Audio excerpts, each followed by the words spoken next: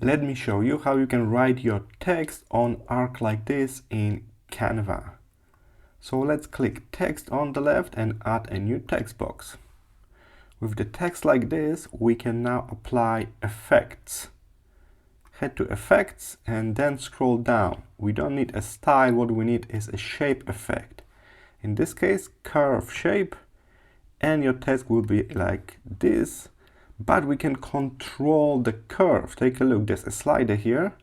So we're controlling this curve, so it can go all around the circle this way, everything in between until the straight text, and then we can bend it other way around, all the way up around the circle.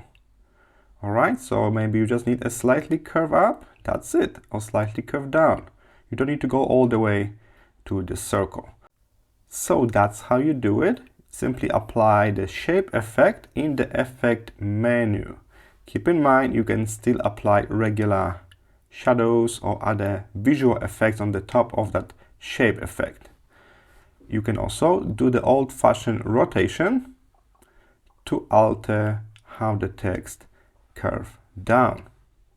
I hope now you know how to curve the text in Canva, and I will see you in the next tutorial.